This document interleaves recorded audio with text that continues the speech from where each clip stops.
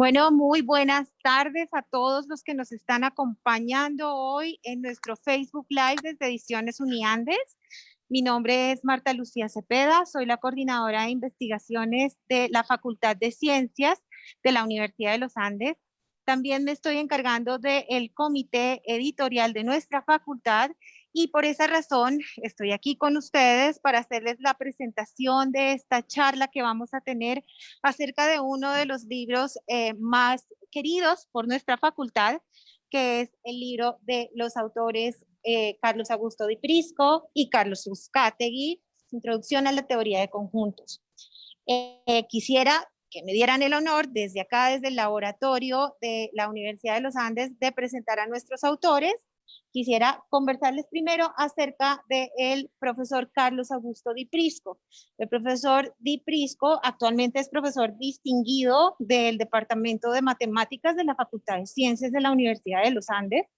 Es individuo de número de la Academia de Ciencias Físicas, Matemáticas y Naturales de Venezuela.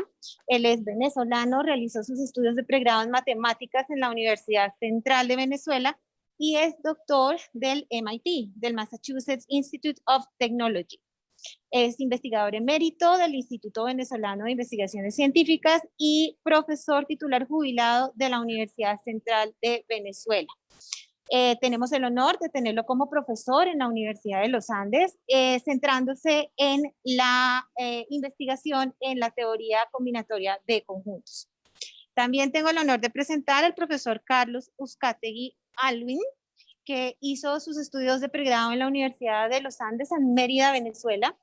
Tiene su maestría en el Instituto de Investigaciones Científicas de Caracas en Venezuela y el doctorado en el California Institute of Technology, en California, en Estados Unidos. Él fue profesor de la Universidad de los Andes en Mérida por 30 años y desde el 2015 es profesor titular de la Universidad Industrial de Santander en Colombia. Entonces, pues tenemos el honor también de tener a un profesor de la UIS como autor y sus trabajos de investigación tratan sobre la teoría descriptiva de conjuntos y lógica aplicada a la inteligencia artificial. Entonces los voy a dejar en compañía de mi compañera María Victoria, quien nos va a dirigir esta charla tan interesante que vamos a tener.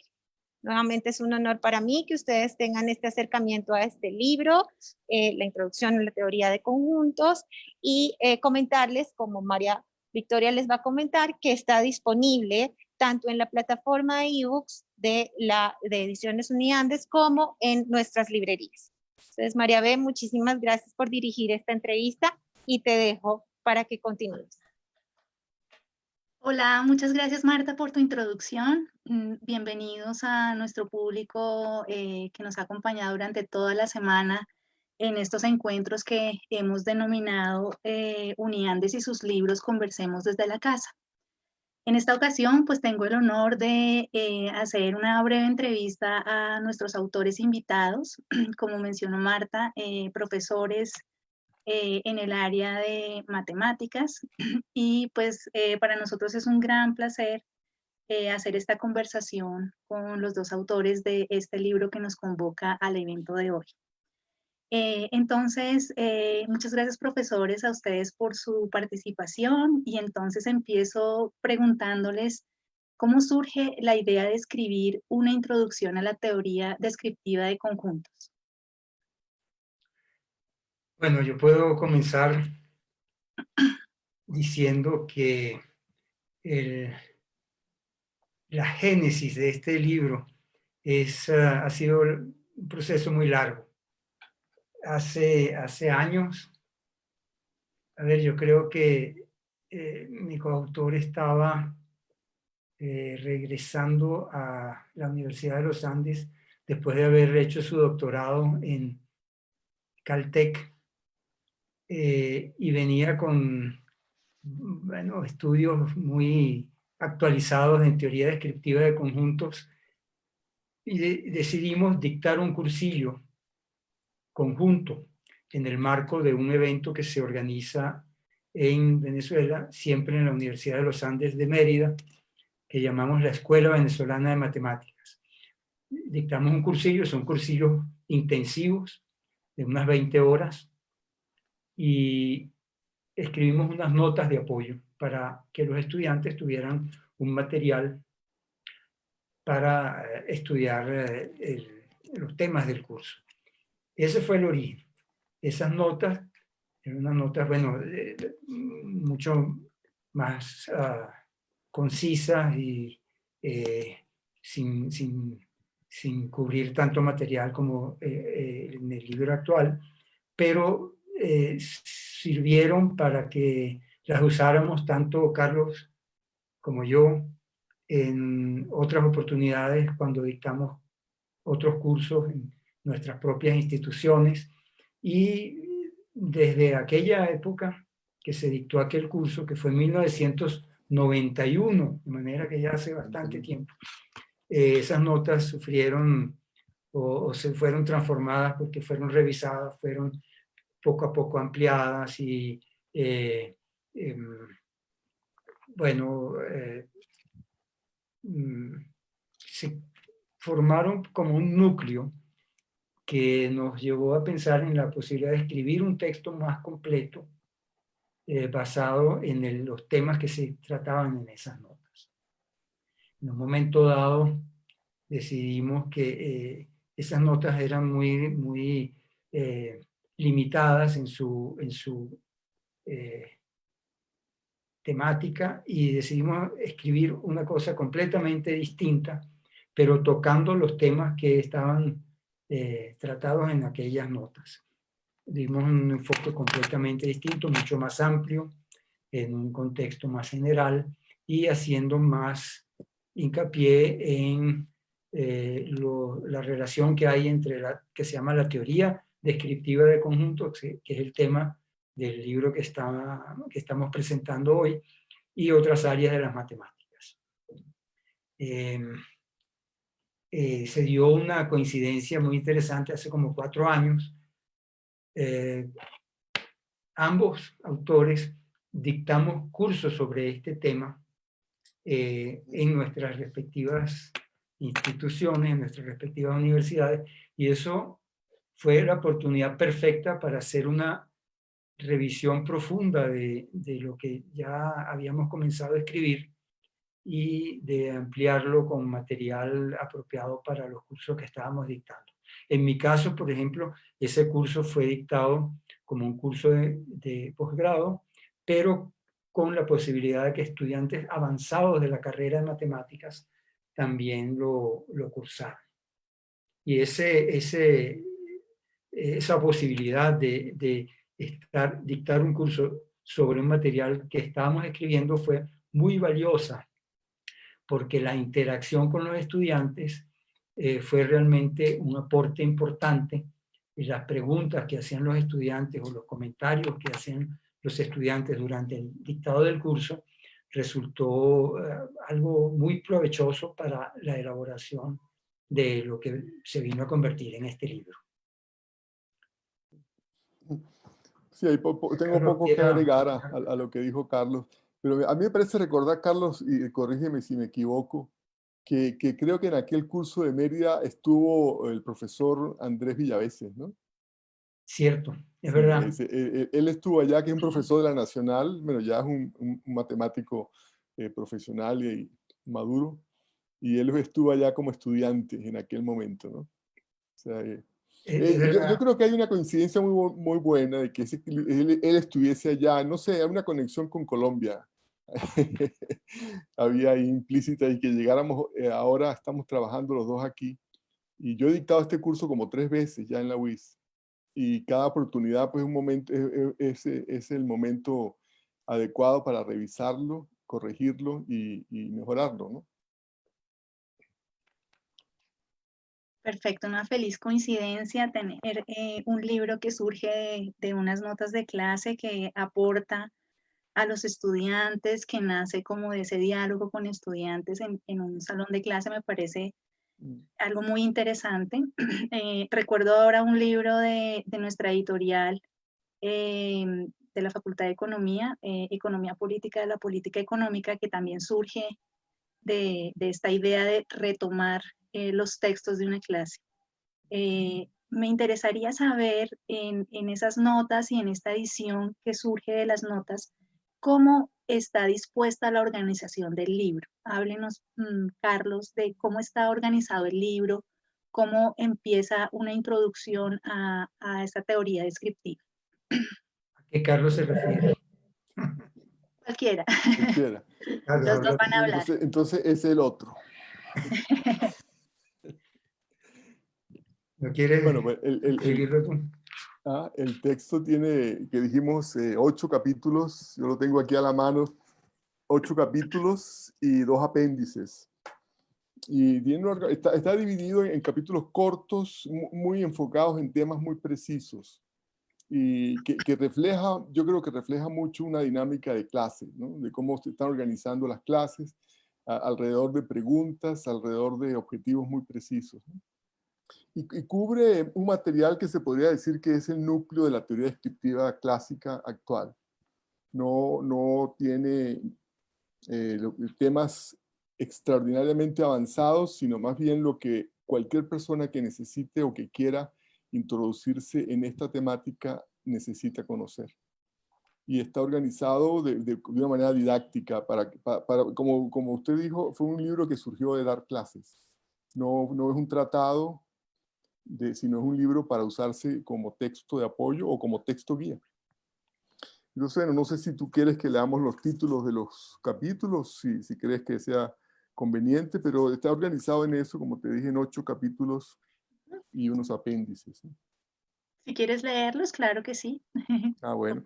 Entonces, el primer capítulo se llama Espacios Polacos, que es el concepto básico donde se trabaja esta teoría. Es un tipo de estructura matemática muy importante. Después vienen los conjuntos borelianos, que es un tema muy típico, muy característico de la teoría descriptiva, que es un lenguaje que ya se ha extendido en muchas áreas de las matemáticas, el lenguaje de hablar de conjuntos borelianos. Y después viene una generalización de los borelianos, que se llama la jerarquía proyectiva. Y después entramos a un caso muy particular y muy importante, que se llama los conjuntos analíticos y coanalíticos, que ocurren en muchísimas áreas de la matemática. Hoy en día ya cada vez es más natural y más normal que un topólogo, que un algebrista, que una persona que trabaja en lógica haga uso de estos conceptos. Después el quinto capítulo es el teorema de uniformización, que da respuesta a una pregunta que surgió a comienzos del siglo XX y que fue uno de las razones de por qué se creó esta teoría. Entonces, en el capítulo 5 de uniformización se da respuesta a esa pregunta.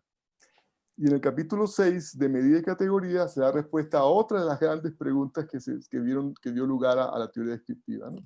Que es sobre medida y categoría.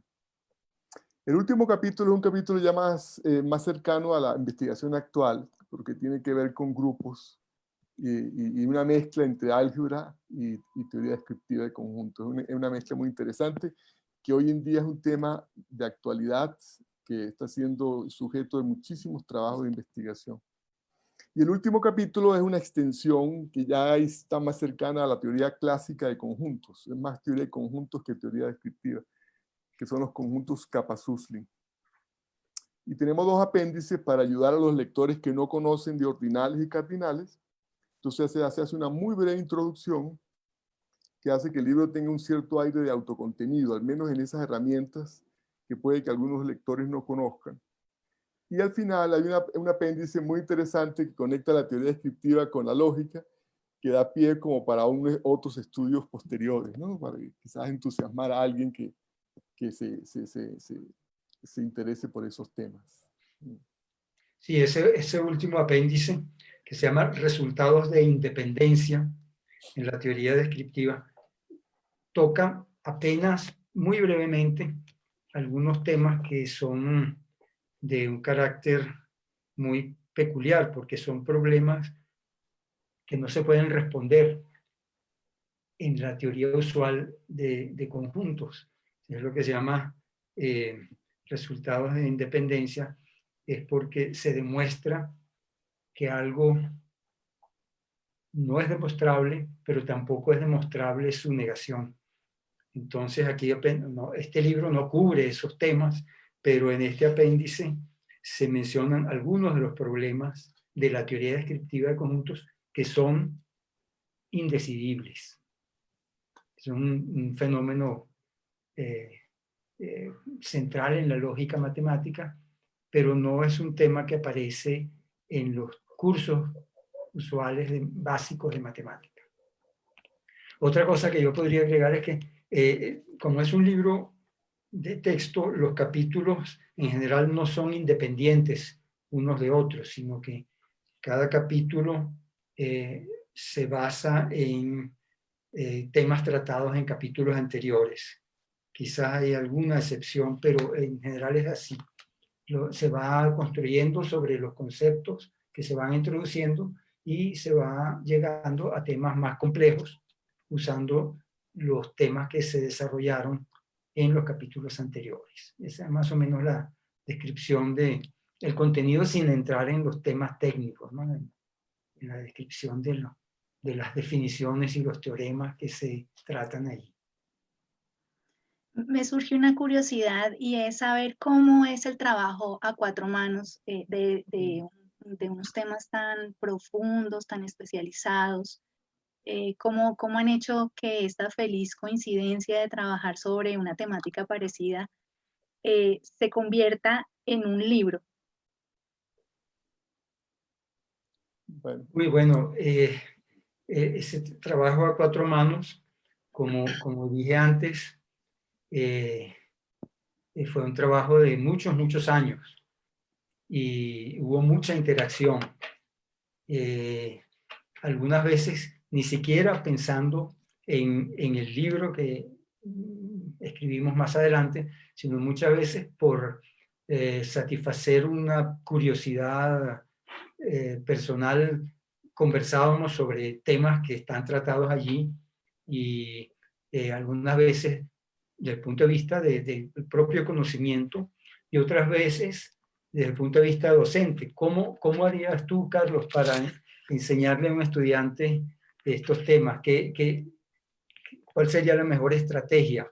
Y esas discusiones se prolongaron durante años y años. Y después fue muy fácil el trabajo de escritura, porque era algo que habíamos venido madurando por mucho tiempo. Bueno, sí, yo quisiera agregar que, bueno, además que yo conozco a Carlos, que nos conocemos desde hace muchos años, ¿no? Yo fui estudiante de Carlos en el pregrado y en la maestría. Así que trabajar con Carlos para mí es muy natural y además que es un placer. Y lo otro que no hay problema con las cuatro manos porque Carlos es zurdo y yo soy derecho. Entonces siempre hemos compartido una gran afinidad por todos estos temas, ¿no? Ha sido un trabajo complementario muy bueno. Y para mí también ha sido un placer, por cierto. Pero lo que dice Carlos es cierto. Nosotros hemos conversado sobre esto muchas veces sin pensar en el libro en realidad, sino porque él estaba dictando el curso, yo lo estaba dictando y conversábamos sobre las dificultades o los problemas que se presentaban durante el dictado, ¿no?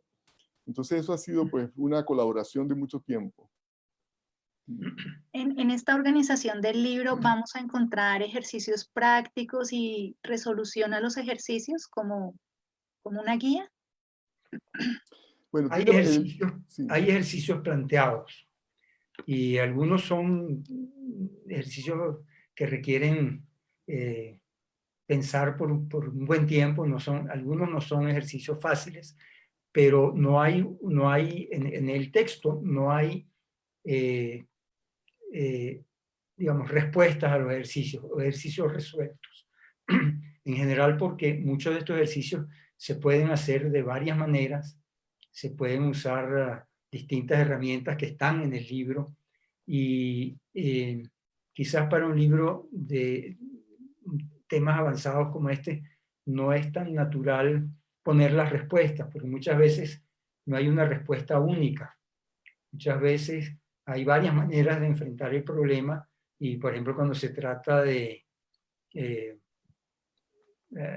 demostrar que existe una función que haga esto y esto, puede ser que haya varias y a los estudiantes se les pueden ocurrir muchas veces maneras que nosotros no teníamos en mente. Entonces, yo diría que para un libro de este tipo, poner la respuesta no es tan adecuado, porque eso incluso quizás limitaría a la creatividad del estudiante que se está enfrentando a estos temas. Sí. Pero uno que otro ejercicio le damos alguna Le sugerencia. damos sugerencias, eso sí. Ese, para Es que, verdad.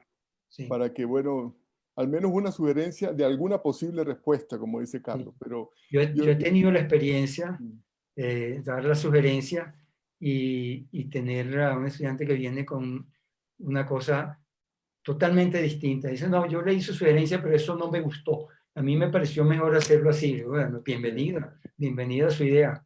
Ese es lo que yo quise decir antes cuando hablé de que el dictado del curso fue muy enriquecedor, porque muchas veces los estudiantes nos hacían ver cosas que nosotros habíamos planteado de una manera, pero que vamos, no es la única. sí, Sí, es como muy interesante poder aterrizar como todo ese pensamiento, todas estas ideas matemáticas a un diálogo común y poder tener como la libertad de la sugerencia y de poder elegir sí. un camino u otro para llegar a un resultado. Eso me parece fascinante de la ciencia. Sí, así es. Y esa experiencia que dice Carlos, a mí me ocurre cada rato que los estudiantes vienen con respuestas que no se parecen en nada a la que yo estaba pensando. Y entonces la sugerencia, yo estoy escribiendo otros libros de texto muy básicos y tengo que estarlos modificando todo el tiempo porque las respuestas que ellos proponen realmente son mejores. Son más adecuadas, más sencillas, más fácil para que otro estudiante las entienda. Entonces eso es muy enriquecedor. Entiendo. Bueno, me gustaría que entráramos un poquito más al detalle y nos hablaran, no sé quién quiera empezar, Diprisco o el profesor Uzcategui. Quisiera saber cuál es el objetivo principal de un libro. Expliquémosle a nuestra audiencia el objetivo principal de este texto, una introducción a la teoría descriptiva de conjuntos. Bueno, déjenme comenzar yo diciendo algunas cosas que seguro Carlos va a ampliar y a precisar mejor. Pero bueno, este es un tema, la teoría descriptiva de conjuntos es una parte de lo que se llama la teoría de conjuntos. Y esta es un área de las matemáticas reciente, en realidad bastante reciente si uno mira la historia de las matemáticas.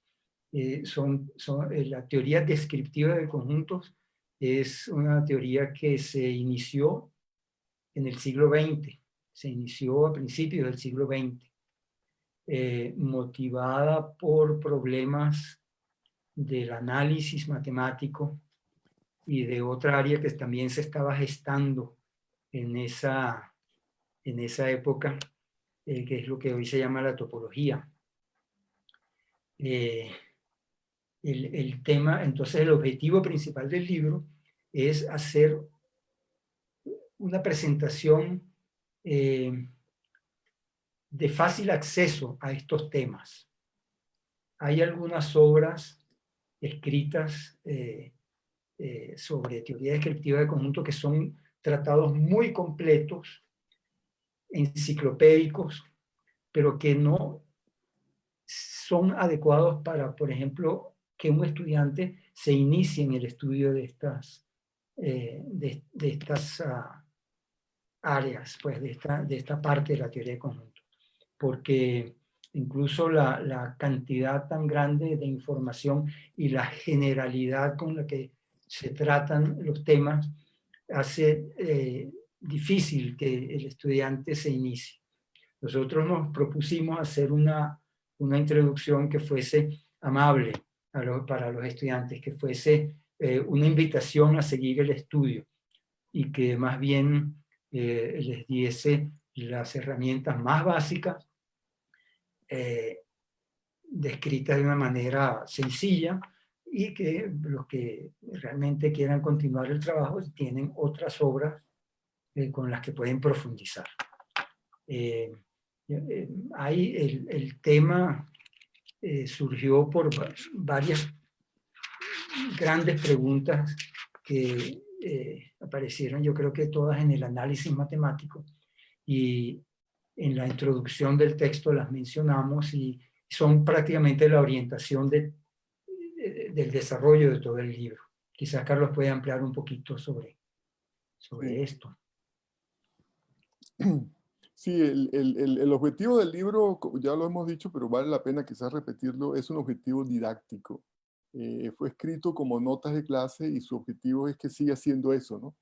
Un apoyo para un profesor o un apoyo para una lectura independiente de alguien que quiera iniciarse en estos temas.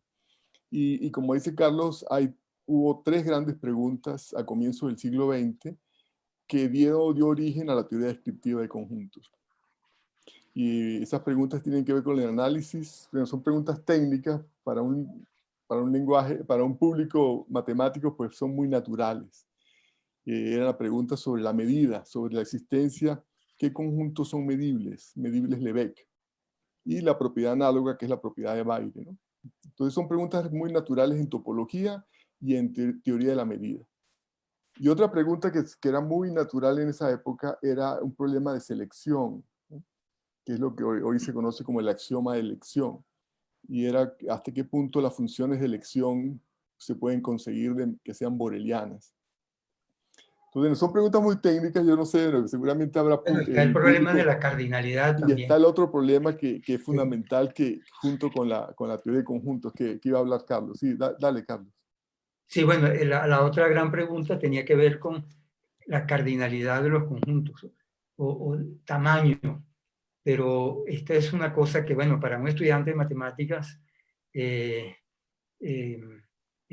algo conocido, pero para una persona que solo ha hecho estudios muy básicos de matemáticas resulta a veces muy sorprendente, y es que cuando en matemáticas se estudia el infinito, inmediatamente se presenta la noción de que hay distintos tamaños de infinito.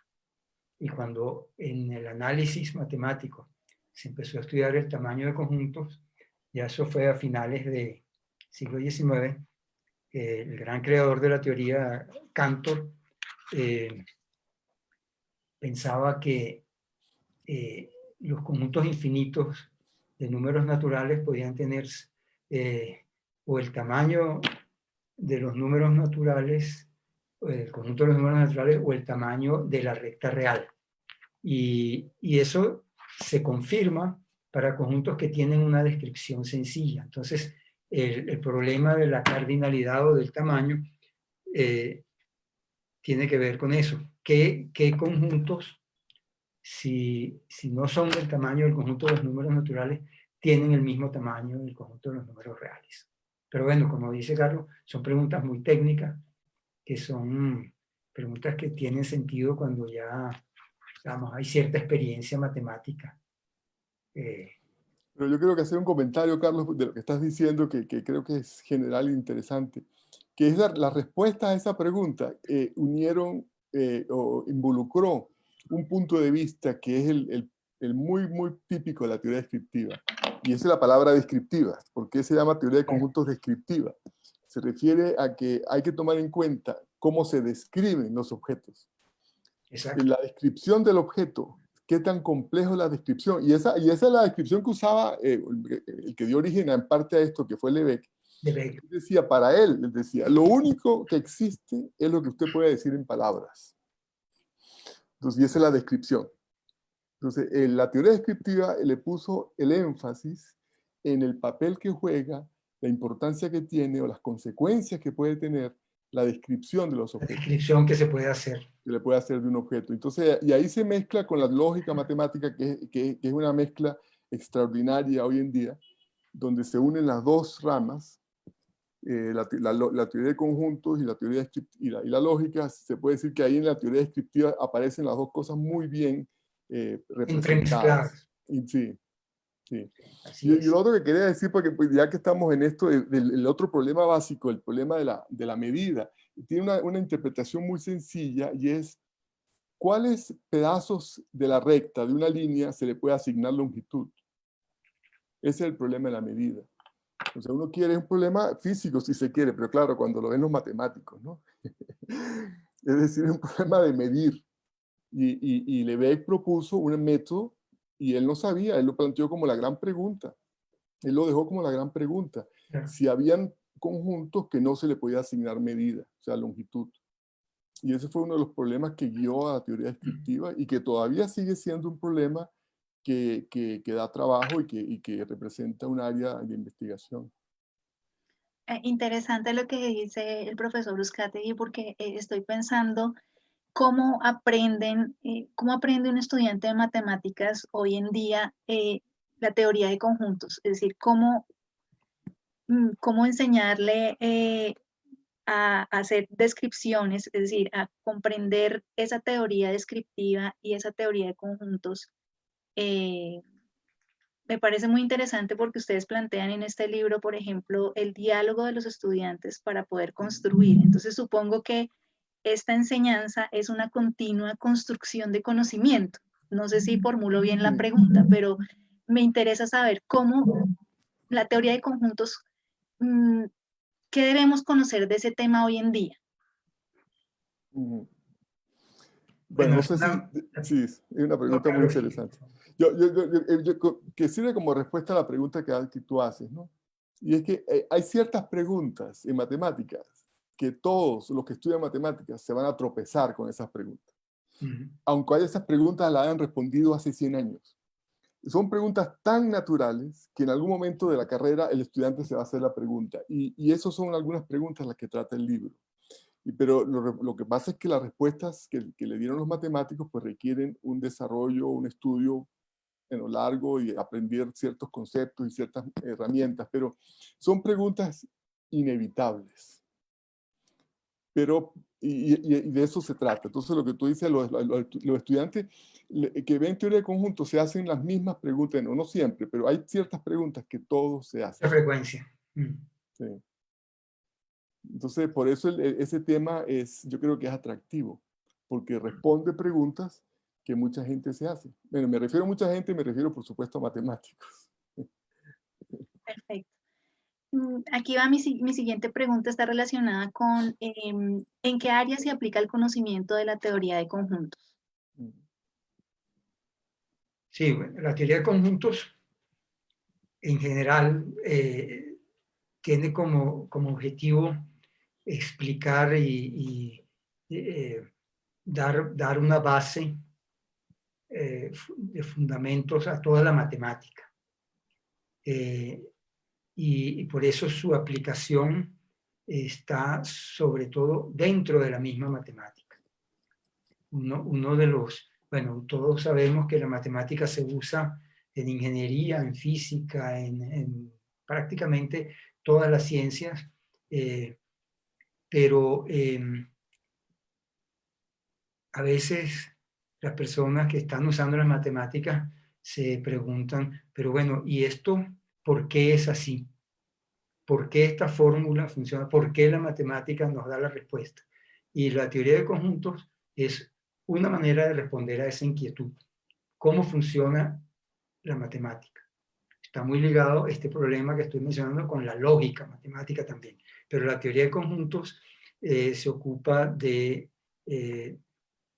explicar cómo se usan algunos conceptos matemáticos que no están del todo claros ni siquiera hoy en día, como el concepto de tamaño, de cardinalidad, de tamaño, de número de elementos de un conjunto cuando ese conjunto es infinito. Entonces las aplicaciones están dentro de la propia matemática. Y la teoría descriptiva de conjuntos dentro de la matemática, como está basada o está generada por estas preguntas que hemos mencionado del análisis matemático, tiene sus aplicaciones principalmente en esos aspectos del análisis matemático que tienen que ver con medida, con lo que se llama teoría ergódica, teoría de cómo describir evolución de ciertos objetos matemáticos cuando se le aplican ciertas operaciones. Pero no es fácil decir que eso se va a aplicar en fuera de las matemáticas, aunque muchas de las cosas en matemáticas surgen como teorías muy abstractas y años después se encuentra que una aplicación. Pero yo quisiera agregar algo a lo que dice Carlos, que hay que conectarlo con lo que hablábamos antes de la palabra descriptiva. ¿Por qué se usa esa palabra? Y hoy en día, en un área absolutamente práctica, que más práctica no puede ser, y es la teoría de la computación. Sí. La teoría de la computación se desarrolló de manera paralela una teoría, que es la teoría de la complejidad, que era como un reflejo de lo que se había hecho o se estaba haciendo en teoría descriptiva, y eran dos áreas que no se habían conectado. Uno eran los topólogos, los analistas, y los otros la gente que trabaja en computación teórica, sobre complejidad de algoritmos, complejidad de problemas que se tienen que resolver con computadora. Y llegó un momento en los años 60, creo, Carlos, no sé, por allí, donde se dieron cuenta... Un poquito antes, pero en los años 60 fue que hubo el gran desarrollo común, y se dieron cuenta de que estaban desarrollando en paralelo algo muy similar. Y eso es sorprendente porque es el mismo problema. Los analistas, los topólogos describen objetos y la descripción es importante. Y los computistas describen procedimientos y la descripción del procedimiento es importante. Y resulta que son la misma cosa. Uno sobre objetos aparentemente más sencillos, que son los computistas, de cierto punto de vista más sencillos, y los analistas y topólogos objetos más complejos, pero es el mismo problema, es un problema de lenguaje, de la descripción usando el lenguaje. Entonces ahí las aplicaciones a veces llegan por esos lados, donde uno no se espera, ¿no? Y que aparece, salta la liebre. Una cosa interesante en lo que estás diciendo, y es que cuando uno de esos grupos de especialistas se dio cuenta que estaban haciendo algo muy parecido a lo que estaba haciendo el otro y se desarrolló una teoría conjunta, cada enfoque aportó al otro enfoque. El enfoque algorítmico y de computación enriqueció la teoría, vamos a decir, de los analistas y los topólogos y viceversa. Sí. Sí, eso fue una feliz coincidencia en realidad. Muy interesante. Ya nos han hablado un poquito del público al que está dirigido, pero me gustaría escuchar en la voz de ustedes cuál es ese público objetivo al que va dirigido este texto. Bueno, yo creo que va dirigido a cualquier persona que tenga interés por las matemáticas. Como muchas áreas de las matemáticas, son temas que, aunque comienzan con ideas muy sencillas, se vuelven temas que requieren un estudio cuidadoso y detallado y muchas veces lento para ir adquiriendo los conceptos. Pero así, en dos palabras, el público en el que pensamos cuando estábamos escribiendo el libro es el público de estudiantes de matemáticas y profesores de matemáticas de nivel universitario. Yo le agregaría, voy a ¿cómo se llama? A revelar un secreto. En realidad, ¿para quién escribió ese libro? Para mis estudiantes. Yo siempre estoy pensando en mis estudiantes tesistas.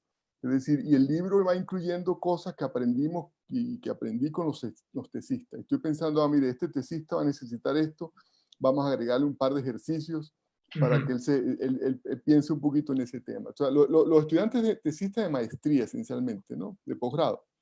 Yo creo que en mi caso han sido una fuerza motivadora para que ese libro se reescribiera y se fuera adaptando y mejorando, ¿no? O sea, siempre están los estudiantes detrás. Bien, y ya no, el tiempo se nos agota como siempre. Qué pena, la charla está muy interesante. Pero como para ir cerrando, tenía yo una pregunta relacionada con ese lector especializado. ¿Por qué debería interesarse en esta publicación? Pero más allá de eso, lo que me interesaría saber es este aporte académico de esta publicación. Me gustaría que ustedes me hablaran sobre qué textos sobre teoría descriptiva de conjuntos se han editado, si se han editado otros textos en español, qué investigación ustedes han hecho con relación a las referencias, a la bibliografía. No sé si hay otros textos parecidos a este en el mercado. Bueno, textos parecidos a este creo que no. Hay textos que no son textos para un curso, sino son libros que recogen una enorme cantidad de información sobre lo que se ha hecho en teoría descriptiva de conjuntos, y son más bien libros de referencia, libros de consulta para especialistas, y claro, un estudiante de posgrado debe recurrir a esos textos, pero cuando se está iniciando en el tema, este libro puede ser de gran utilidad porque lo orienta en una dirección específica que muchas veces es difícil de encontrar en un texto mucho más amplio. Entonces, el aporte del libro yo diría que es sobre todo didáctico y puede servir tanto para estudiantes avanzados como para profesores, como dije antes, porque puede servir como de una aproximación sencilla, fácil a estos temas, que después se pueden generalizar y se pueden estudiar en contextos más complejos que los que tratamos acá. Sí, uno esperaría que se entusiasmen después de leerlo y continúen leyendo otros textos más avanzados, ¿no? Pero el libro sí tiene esa orientación didáctica y yo creo que la estructura de los capítulos, el tamaño de las secciones, incluir ejercicios, puede ser muy útil para alguien que quiera dictar el curso y a su vez aprender, porque eso pasa, y eso lo decía hasta Feynman: si tú quieres aprender algo, dicte un curso. Entonces, si uno quiere aprender teoría descriptiva, agarra este libro y de un curso con el libro, y le va a servir. El libro está escrito como para que le sirva para dar un curso, ¿no? Y estamos a la orden si quiere que le ayudemos con los ejercicios. Bueno, muchas gracias, profesores. Pues nada, para cerrar esta magnífica charla, pues yo quiero darles las gracias en nombre de Ediciones Uniandes, porque editar un texto de esta calidad, de esta libertad, de este compromiso tan interesante, pues es una cosa que realmente nos enorgullece muchísimo. Como les comentaba, es una parte fundamental de la ciencia, de la comprensión de la ciencia, y pues esto nos llena de orgullo realmente, es de una enorme calidad. Nos gustaría muchísimo que el público pudiera pues acceder al texto. Se encuentra ahorita en formato digital a través de la plataforma ebooks.uniandes.edu.co, y también se puede conseguir en la tienda virtual de la librería Uniandes. El libro puede llegar hasta la casa, nada más uno se inscribe, lo pide en la plataforma y puede llegar el texto en físico hasta la casa. Entonces, pues, muchísimas gracias. No sé si ustedes quieran invitar para cerrar a que lean y consulten el texto. Sí, no lo había mostrado, Carlos. Muestra la portada, que quedó muy linda. Un buen trabajo de Ediciones Uniandes. Quedamos muy contentos. Sí, yo estoy muy contento con el libro. Me encanta tenerlo en la mano. ¿Podrías mostrar un poquito el diseño de la portada? Ajá. Sí. Ese es el problema de la uniformización, ese dibujo que está allí. Y bueno, no sé si... bueno, está hecho al estilo de los libros de matemáticas, ¿no? Con los, pocas figuras. las figuras, sí. No, yo estoy muy contento con que ya por fin salió el libro y que haya sido la Universidad de los Andes, porque yo me siento ulandino, me siento andino también, porque yo estudié en los Andes, pero en Venezuela. Entonces, de alguna forma, pues, me siento mejor. Bueno, entonces también nosotros agradecemos todo el apoyo que nos brindó Ediciones Uniandes, y yo creo que el trabajo quedó muy bien presentado ahí. Sí, quedó muy bien. Y esperemos que se pueda distribuir bien y que llegue a diferentes partes. Y yo dije Ediciones Uniandes, pero yo decir tanto la Facultad de Ciencias como Ediciones Uniandes. Ujú. Bueno, pues muchísimas gracias al público que nos acompañó esta tarde. También queremos darles las gracias y pues nada, esperarlos mañana, pasado mañana. Seguimos en nuestros eventos virtuales de las presentaciones de nuestras novedades. Entonces, muchísimas gracias. Bueno, muchas gracias. Hasta luego, Hasta gracias. luego. Chao. Chao.